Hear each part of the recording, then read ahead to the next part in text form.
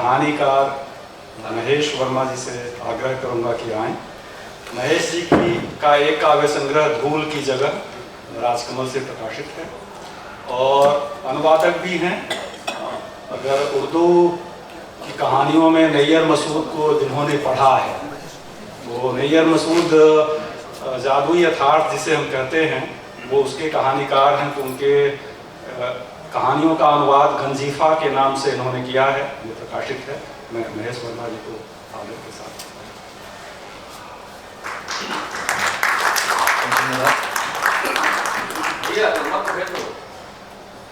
आदरणीय अध्यक्ष महोदय, उपस्थित विद्वज्जन और मित्रों, मैं एक संदेह और संशय से अपनी बात शुरू कर रहा हूँ कि कविता के बारे में बोलते हुए हम क्या करना चाहते हैं। आज यहाँ खड़े होकर ये सवाल मेरे सामने और बड़ा हो गया है कि क्या करना है अगर कविता पर बोलना है।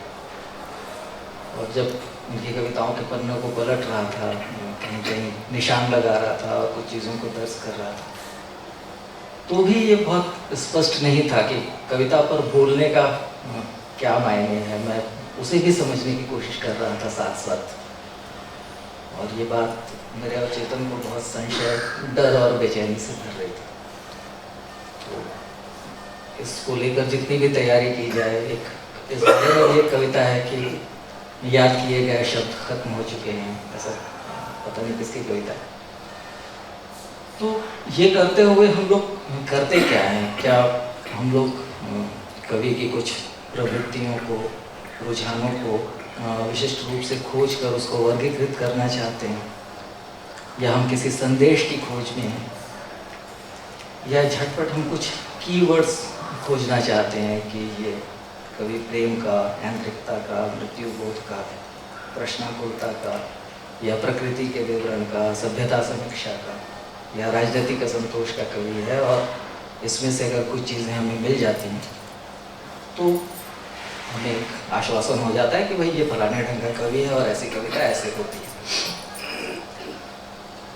या फिर हम ये करना चाहते हैं कि जो कवि का डार्क रूम है, जो उसके अंतस्थल का अंधेरा है, जहाँ जैसा कल प्रभात जी ने आपको कैसे कविता मिलती है के बारे में कहा कि कई बार वह बस एक वाक्य होता है, या एक संकेत, कोई आवाज़, कोई छोटा सा दृश्य का टुकड़ा, कोई कहीं से आती हुई स्मृति।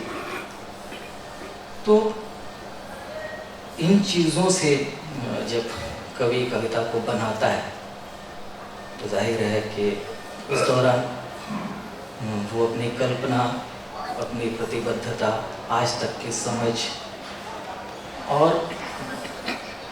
जो भी उसका अर्जित है उसको लगाकर जब उसको कविता में बदलता है, तो क्या हम उस डार्क रूम में जाकर उस प्रोसेस को समझना चाहते हैं ताकि कविता के बनने को अच्छे से समझ सकें, कवि के मन को समझ सकें।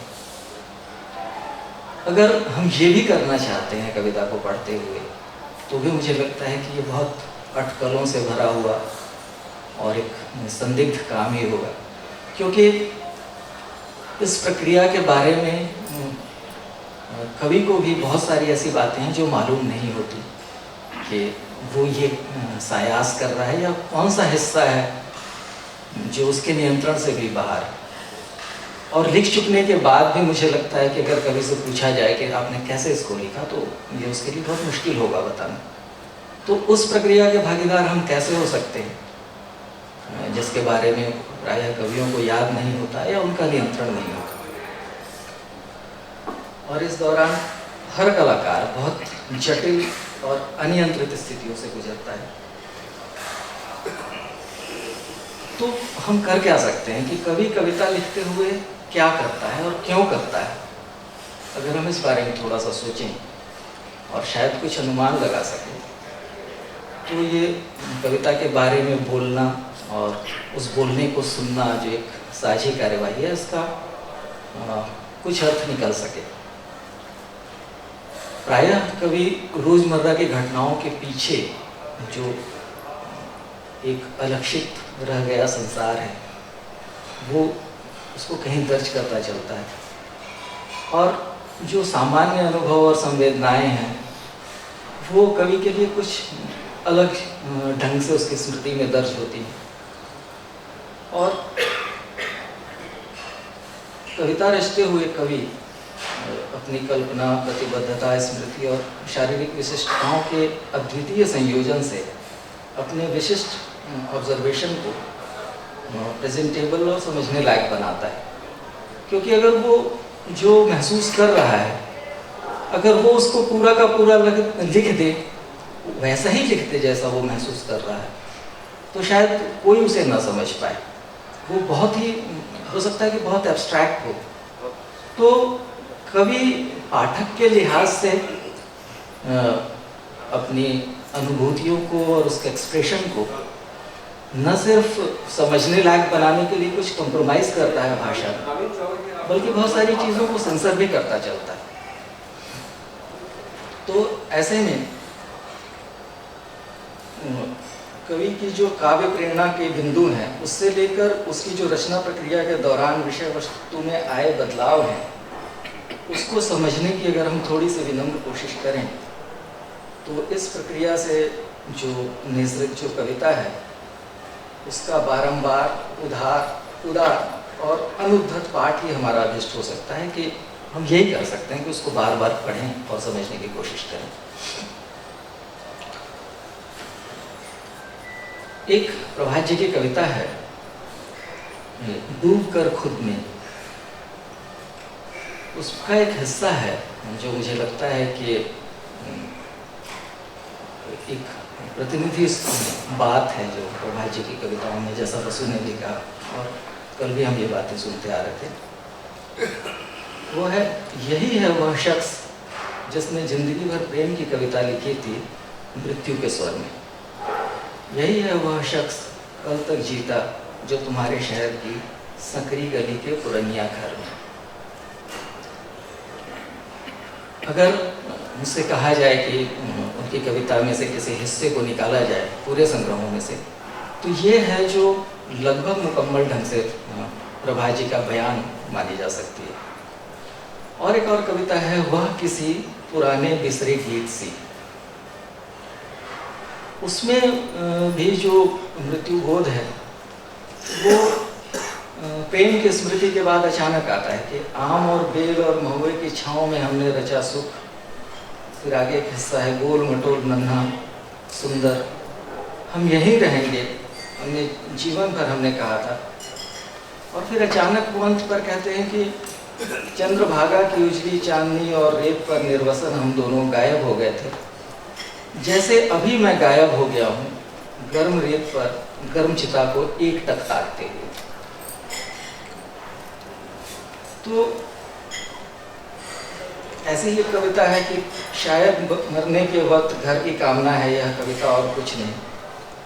तो ये तो जो भी प्रभात जी को पढ़ेगा वो तुरंत समझ जाएगा कि मृत्यु बोध या मृत्यु की प्रतीक्षा ये बहुत कॉमन है उनकी कविताओं में। और अगर हम देखें तो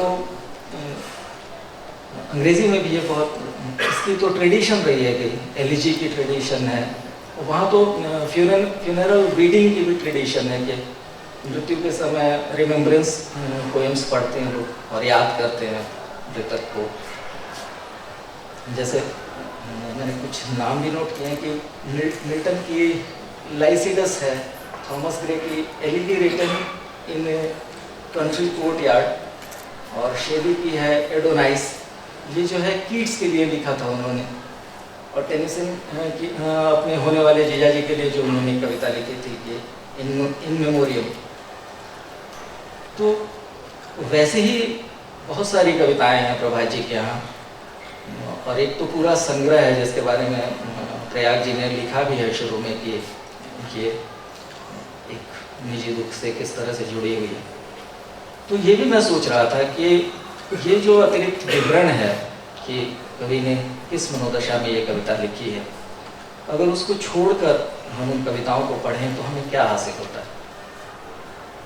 तो वो जो मृत्यु की प्रतीक्षा की जो कविताएं हैं, उसमें से एक कविता है कि खाने की टेबल पर झिरी से आती हवा सी याद आई, एक श्यामल तस्वीर बन गई दुख निराकार। कहाँ है किस दिशा में आखिरी छोर समय का, सोच कर रुका मैं फिर झुक गया प्रभु के चरणों पर, प्रणति सच्चो।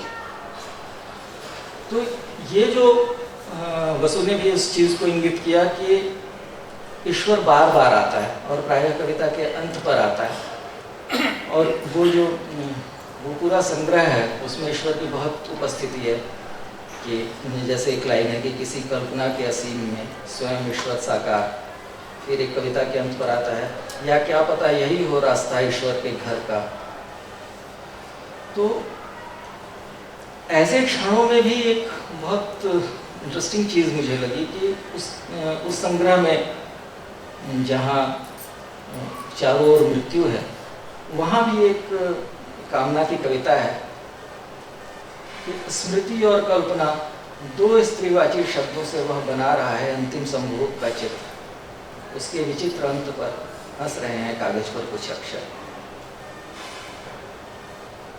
तो जब ये कविता मैंने पढ़ी तब मुझे कल की वो जो बात हो रही थी कि जो ऐन्द्रिकता है या एरोटिसिज्म है, उसका जो अकुंठ स्वीकार है कवि के यहाँ और अकुंठ वर्णन है, वो न सिर्फ प्रेम के बाद मृत्यु के चित्र आते हैं, बल्कि मृत्यु के संसार के बीच में भी वो ऐन्द्रिकता कवि का साथ नहीं छोड़ती। तो ये दोनों दिशाओं से जो है आवागमन है, ये बहुत विशिष्ट बनाता है कवि को। जैसे जो ये जो बात है कि हंस रहे हैं कागज पर कुछ अक्षर, तो एक ढंग से ये अपनी ही हंसी उड़ाना है या अपनी असमर्थता का चित्र खुद बनाना है, जो बताता है कि कवि अपने आप को बहुत हाई पोजीशन पर नहीं रख रहा है। उसने ये कोशिश की कि मृत्यु के क्षणों में भी अंतिम संभोग का चित्र गढ़ने की कोशिश करे, और जो अक्षर हैं वो उसके नियंत्रण से बाहर है। तो वो इस स्वीकार से भी कविता बनाता है कि कविता मेरे नहीं बन पा रही है। इस न बन पाने की प्रक्रिया को भी कविता में ढालना ये बहुत सामर्थ्य का काम है। और बहुत वसु के शब्दों में कहें तो जो वो वल्नरेबिलिटी है कि ये लिखने की मैं कोशिश कर रहा हूँ और ये कविता नहीं बन पा रही है, और यही एक कविता है। ये बड़ी कॉम्प्लेक्स चीज़ है और बड़ी मुश्किल से सधने वाली है। अच्छा, घर को लेकर बहुत सारी कविताएं हैं। घर को वो सामान्य जो गृह विरह आकुलता होती है, नॉस्टैल्जिया या होम सिकनेस, ये उससे अलग ढंग से घर की खोज है इन कविताओं में। जैसे एक अकेला वृक्ष कविता है, उसमें अकेले वृक्ष को देखते हुए कवि को घर की याद आती है, या घर को देखकर अकेले वृक्ष की याद आती है। ये बहुत अद्भुत बात है। अब इसके बारे में अधिक तो मैं क्या कहूँ, कविता का वो हिस्सा पढ़ देता हूँ कि याद नहीं आता कि मैंने एकदम अकेला वृक्ष और दूर दूर तक फैला निर्जन देखा हो, पर घर आकर यही लगा मुझे। क्या बात। घर आकर लगा कि बहुत दूर तक निर्जन फैला हुआ है और एक अकेला वृक्ष खड़ा हुआ है। बहुत बढ़िया। तो इसको कैसे कहा जाए कि अकेला वृक्ष है और वो घर की याद आ रही है, तो या वो घर खो गया है जिसको कवि खोज रहा है। और यही चीज़ है शहर को खोजते हुए, अपने ही शहर में जो बेगानगी है कि लुप्त हो गया वह शहर जहाँ मैं रहता था। खंडहर हैं जो सिर्फ इतिहास बता सकते हैं सभ्यता के उत्थान और पतन का, बची रह गई है सिर्फ तारों की चमक, वहाँ मैं रहता हूँ। क्या बात। तो जैसे घर को देखकर एकाकी वृक्ष की याद आती है, वैसे ही जो शहर है वो है चारों ओर, लेकिन वो नहीं है, वो शहर नहीं है जो कभी खोज रहा है। तो ऐसा नहीं है कि सिर्फ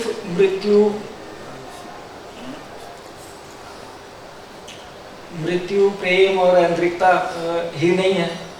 बहुत जगह जो नागरिक जीवन के असंतोष हैं और समाज की गड़बड़ियाँ हैं उस पर भी कवि की कलम चली है। जैसे सड़क पर चुपचाप कविता में कहते हैं कि अखबार के साएं साएं सुनसान में छोटे छोटे अक्षरों में छपेगी दूसरों के ठंड से मरने की खबरें। जैसे वो रघुवीर साहब की एक कविता नहीं है कि वो समाचार आता है ऐसा करके। हमारे हाथ खून से रंगे हैं एक कविता है, और इस कविता में वो खून कैसा है कि हमने बार बार प्रकृति को चोट पहुंचाई है और स्त्री का अपमान किया है और एक अमानवीय जीवन जिया है, इसलिए हमारे हाथ खून से रंगे। एक कविता में है कि गाड़ीवान लदनी लिए हुए सकरी गली से गुजर रहा है और वो भी उतना ही वोटर है जितना कि मैं हूँ, लेकिन इसके बारे में हम नाश्ते के बाद आराम से सोचेंगे। एक कविता है पुलिस अफसर के दफ्तर में, जहाँ पर जो आख्याता स्वर है वो कोई आवेदन लेकर गया है कि नौकरी लगवानी है बेटे की, लेकिन वहाँ का सीन ये है कि बाजू की कुर्सी पर नगर का एक मोटा सेठ टेबल पर झुका फुसफुसा रहा है और जो नागरिक व्यवस्था है वो गांधी के चित्र पर जाकर समाप्त होती है। अच्छा, एक कविता है चारण कवि, तो वो पढ़ते हुए मैंने कहा ये शीर्षक तो चारण कवि है लेकिन चारण कवि कहीं आ नहीं रहा है। तो आखिरी में मैंने देखा कि कविता में इसका जिक्र है कि सन्यासी हो जाता है आदमी धीरे धीरे और पाता है उसके पास वही शब्द हैं जो सबके पास हैं। उसका एक शब्द दुबका पड़ा है बाप की कोठरी के टीन के बक्से में, दूसरा उसकी पत्नी की साड़ी में चढ़ा है। और अंत में ये बात आती है कि वह आत्मछल के दरबार का चारण कवि है और युद्ध विरोधी लतीफे सुना रहा है महामहिम सम्राट को। तो अगर आप शुरू करेंगे तो आपको लगेगा कि ये कोई जो कविता में चारण वाली प्रवृत्ति आ गई है उस पर कोई कमेंट होगा, लेकिन जो आत्मछल के दरबार का चारण कवि है ये वही वल्नरेबिलिटी को सामने रखने वाली बात है, बहुत पुरानी है जी। बहुत पुरानी। तो ये जो चीज़ें हैं जो उनकी कविता के बहुत सारे विषयों के बारे में मैंने अगर अधिक समय तो नहीं हुआ ना, नहीं हो गया है और बहुत अच्छा कहा है तुमने। मैं बस 2 मिनट में समाप्त करता हूँ कि ये करते हुए भी जैसे जो शुरू में मैंने जो आशंका जताई थी कि हम कुछ कीवर्ड्स के आसपास अपनी बात तो नहीं कह रहे हैं और वही लगभग मैंने किया जो कि प्रायः वक्ता वैसी गड़बड़ करते हैं। तो लेकिन जो प्रभात जी की कविता है वो अगर वो राजनीति पर बात करे या ऐन्द्रिकता पर बात करे, बहुत कामना की बातें लिखे या मृत्यु बोध की बात करे या किसी एक क्षण, जैसे एक कविता है कि वो पानी का बुलबुला बनाते हैं जो साबुन से, वो बना और फूट गया और वो एक बूंद में बदल गया।